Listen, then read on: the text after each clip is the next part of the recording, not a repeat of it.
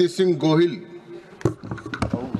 धन्यवाद महोदय, मुझे खुशी है कि आप जैसे विद्वान चेयर में बैठे हैं और मुझे बात करने का मौका मिला है। तो मैं ज़रूर ये कहूँगा कि राष्ट्रपति जी के अभिभाषण उस सरकार की दिशा और दृष्टि दिखाता है। बड़े दुख के साथ कहना पड़ता है कि सरकार ने जो अभिभाषण तैयार करके दिया है उसमें ना दिशा है ना दृष्टि है। यस। अभिभाषण के धन्यवाद प्रस्ताव को लेके हमारी बहन किरण बेन आई है, जो मेरे साथ उन्होंने काम किया है। मैं बड़ी इज्जत करता हूं उनकी।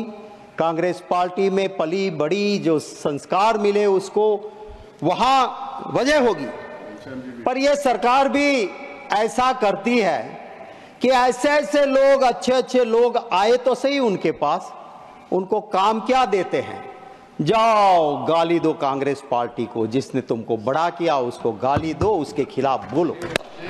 अरे उसको मंत्री बनाओ, आप वो काबिल है, मंत्री बनाइए उसको।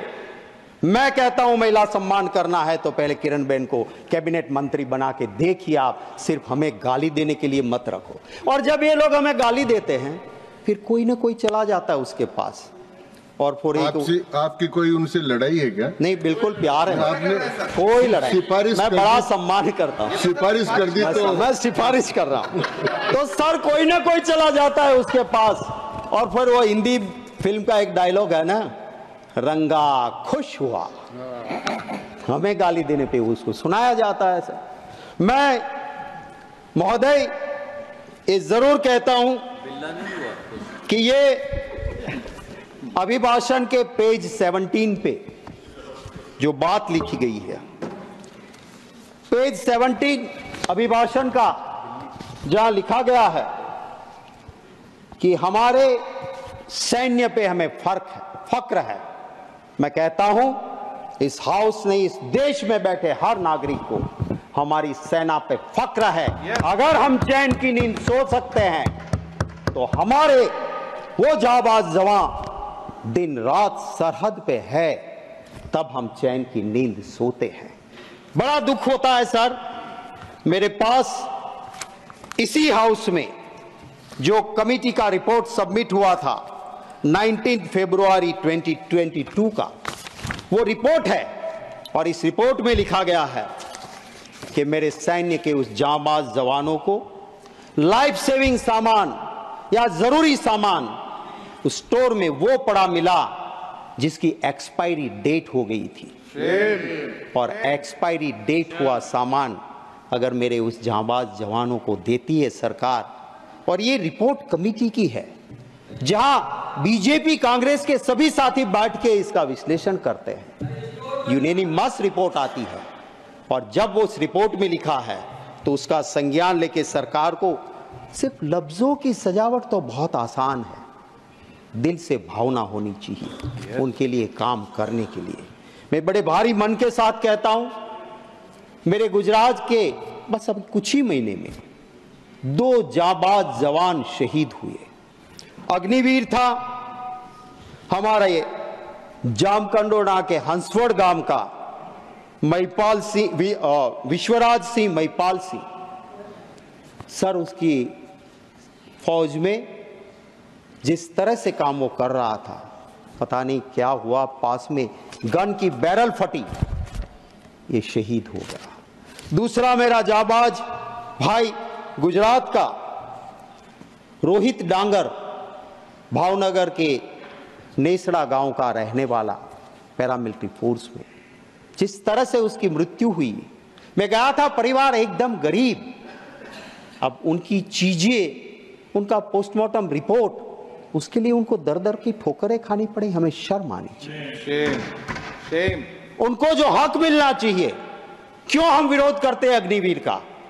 क्योंकि जो शहीद हुआ उसे ना शहीदी का दर्जा मिलेगा, ना वो परिवार कहा जाएगा कि बेटा शहीद हुआ, क्योंकि वो अग्निवीर था। ये शर्म की बात है। एक सिपाही का काम, हमारी रक्षा का काम करने वाले को हम ठीक से नहीं रख पाए। सर मैं हिंदू हूं, मैं मेरे कुल देवता की पूजा करता हूं, मेरी देवी मां की आराधना करता हूं, मोक्ष की प्राप्ति के लिए करता हूं। मैं मतों की राजनीति के लिए मेरे देवी देवता का उपयोग नहीं करता। मैं हिंदू हूं, मुझे फक्र है कि मेरे मजहब में ऐसे धर्म गुरु हुआ करते थे कि राजा सत्ता पे बैठने वाले उस राजा को भी पीठ पे वो पहले दंड मारते थे कि राज सत्ता पे बैठने से पहले याद रखना कि तुम्हारे ऊपर भी धर्म सत्ता है। दुख है इस बात का, आज भी कुछ ऐसे संत हैं जिसको देखते उसके चरणों में मस्तक झुक जाती है, पर सिर्फ भगवा पहन लेने से कोई साधु संत नहीं बन सकता है। वो रावण था, ऋषि का रूप लेके सीता मैया का हरण करने गया था। उसी तरह सत्ता के हरण के लिए अगर कोई संत का, ऋषि का रूप लेता है, मुझे दर्द होता है। वो मेरे मजहब को बदनाम करता है, मेरे धर्म को बदनाम करता है। ऐसे को साधु संत कहलाने का कोई अधिकार नहीं है। सर, दर्द होता है महोदय, दर्द होता है कि जब धर्म की बात को एक पॉलिटिकल इवेंट बनाया जाता है। मेरा हिंदू धर्म वो है, वो एक गरीब के लिए भी कहता है कि मन चंगा कथरोट में गंगा। जाने की जरूरत नहीं, तू गरीब है भाई, तेरा मन साफ है तो तेरी कथरोट में भी मां गंगा है। और जब मां गंगा के पास शास्त्र कहते हैं कोई गलत आदमी जाके स्नान करता है तो मां का प्रकोप भी उठता है और निर्दोष लोगों को जान भी जाती है। मैं सरकार से महोदय आपके जरिए विनती करता हूं, बता दीजिए नाम उनके, कौन कौन वहां पे गए थे, किसकी मृत्यु हुई है। मैं पूरी कांग्रेस का पार्टी की ओर से श्रद्धा सुमन समर्पित करते हुए मांग करता हूं कि पूरी लिस्ट जारी की जाए। दुख हुआ उस वक्त जब मेरे बनासकांठा का एक गरीब परिवार का मालधारी का बेटा कहीं से पता नहीं लग रहा था, वो गंगा स्नान के लिए कुंभ में गया था। परिवार रो रहा था, कह रहा था उस नंबर तो लगता नहीं यूपी ने जो जारी किया है। मैंने मेरे ट्विटर हैंडल से यूपी सरकार को टैग करते हुए ट्वीट किया कि इसकी कहीं से आप छानबीन करो और बताइए। दुख है, मेरा तो ऑफिशियल ट्विटर हैंडल है, सर्च करने पे मेरा नंबर भी मिल जाता है। कोई सरकार के किसी भी अफसर का अभी तक एक मेंबर पार्लियामेंट को फोन नहीं आया कि गुजरात से युवा आया था और इसका हमने ये छानबीन की। राजनाथ सिंह जी भी थे वहां पे मुख्यमंत्री, और भी रहे। मैंने परसों ही यहां पे पूछा, कहा उन्होंने कि हाँ शक्ति सिंह, कभी भी वीआईपी के लिए कुंभ में कोई व्यवस्था हम नहीं की थी और कभी भागदड़ दिक्कत नहीं हुई थी। क्यों आप की ऐसे? पूरा कैमरा दिख रहा है, जैसे क्रिकेट में वो चीयर गर्ल्स आते हैं। मुझे दुख होता है, मेरे साधु संत मेरे लिए मेरे दिलो दिमाग में रहते हैं, मैं नमन करता हूं, पर सिर्फ वो कपड़े पहन के किसी वीआईपी को नहलाते हैं क्या? ये अच्छा लगता है? साधु संत का काम है क्या? दर्द होता है उस वक्त पे, और मां गंगा भी उससे दुखी होती है, ये मैं जरूर कहूंगा। मैं ये भी कहूंगा कि महिला सम्मान की बात अभिभाषण में हुई है। अभी अभी ह्यूमन राइट कमीशन ने एक संज्ञान लिया। गुजरात के उस अमरेली में एक बेटी, पाटीदार की बेटी, उसका सरघस निकाला गया, पट्टे से उनको मारा गया। गलती क्या थी उसकी? एक जगह पे छोटे से पगार में वो टाइप का काम करती थी।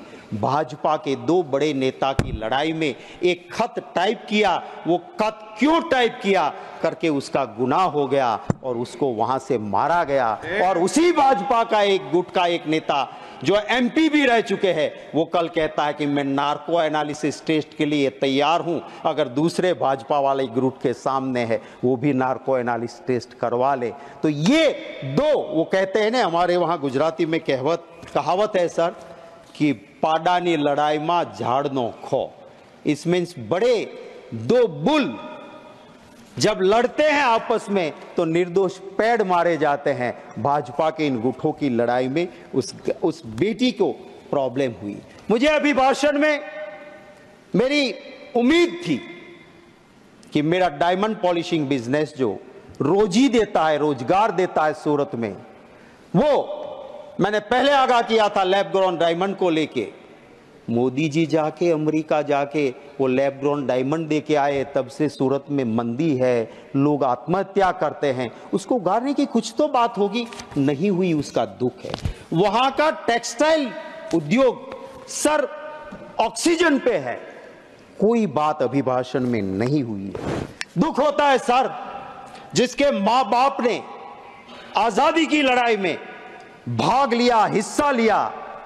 इस सरकार को वो हुसैन भाई पसंद नहीं है, पर शेख हसीना पसंद है। इस बात को जब मैं देखता हूं तब मुझे दर्द होता है कि क्यों आप ये करते हो।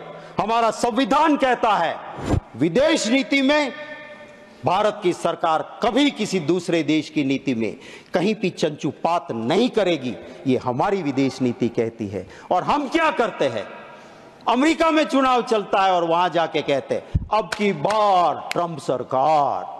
और फिर क्या हुआ, आज 220 इंडियंस को वहां से निकाल के वापस भेजा, सबसे ज्यादा उसमें मेरे गुजराती है। जाइए, आ गई आपकी सरकार, बचा लो उसको, रख दो वहां पे। अरे मेरा हिंदू धर्म तो वो है सर कि चींटी काटती है ना हमें, उसे खाना जाके परोसो, वो मेरा हिंदू धर्म है, उसे मुझे फक्र है। मेरा हिंदू धर्म वो है, वो कहता है वसुधैव कुटुंबकम। मेरा हिंदू धर्म वो है, वो कहता है आत्मा अमर है।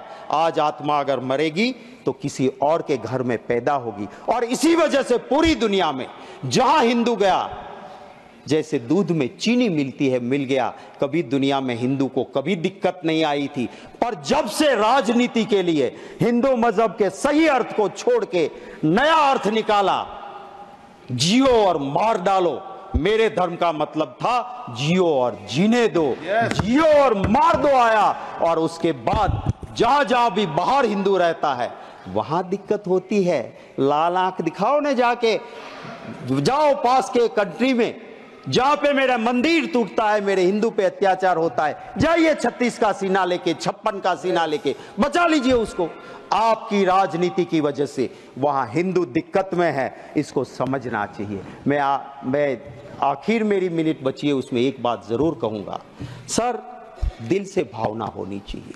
गांधी जी गरीब के बेटे नहीं थे, उसके पिता के पास हवेली थी, सबसे बड़े अफसर थे वो नवाब के जूनागढ़ के। गांधी जी खुद बैरिस्टर थे, सूट बूट पहनते थे और जिंदगी भर मौज कर सकते थे। उसने कभी नहीं कहा मैं गरीब का बेटा हूं, पर जब देखा कि मेरे देश की आजादी की जरूरत है तो सूट बूट छोड़ के धोती पहन के आ गए और आधी धोती पहन के इस देश को आजादी दिलाई। वो गरीब का बेटा नहीं था। आज कोई कहता है मैं गरीब का बेटा हूं और 10 लाख का सूट पहन के बड़े इंडस्ट्रियलिस्ट की सिर्फ सेवा करता है, तो उससे भला नहीं होगा। कहां पैदा हुए वो जरूरी नहीं है, आपके मन की मंशा क्या है, देशवासी को उससे फर्क पड़ता है। और उसी की मैं उम्मीद जरूर करता हूं। कैसी कैसी बातें होती है सर, मैं आधे मिनट में पूरा कर दूंगा। मैं पूरा बोलिए सर, कैसी बात होती है जब जम्मू कश्मीर में जाते हैं, देश के गृह मंत्री कहते हैं सरकार बना दो हमारी, ईद और मुहर्रम पे मुफ्त में गैस सिलेंडर देंगे। अरे भैया, गुजरात में तो कब से बनाए हुए हैं, दे दो रामनवमी पे, दे दो जन्माष्टमी पे मुफ्त का सिलेंडर, वहां क्यों नहीं देते हो भाई? क्या हमें जरूरत नहीं है? दूसरा कहता है तो कि रेवड़ी बांट रहे हो। तो वोट के लिए आपको कुछ भी करेंगे।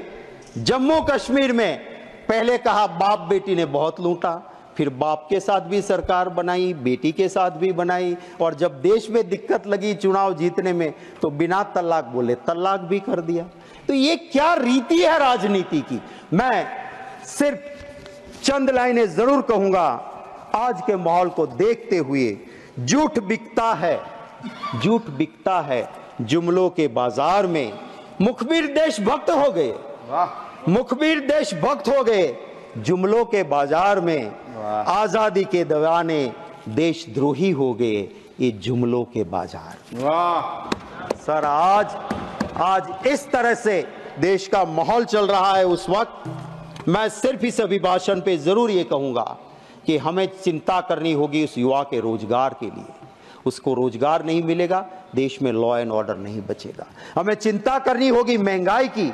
उस गरीब के पेट में अगर अन्न नहीं जाएगा, इस देश के लिए बड़े बड़े लोगों की बात हम उद्योगपति के विरोधी नहीं है, पर अगर मेरा ही सवाल था 24 दिसंबर को, और जब अहमदाबाद एयरपोर्ट सरकार के पास था, सर कोई भी इंटरनेशनल या डोमेस्टिक पे जाता था, सालों से 85 रुपया पैसेंजर यूजर्स चार्ज लगता था, सिर्फ 85 रुपीज।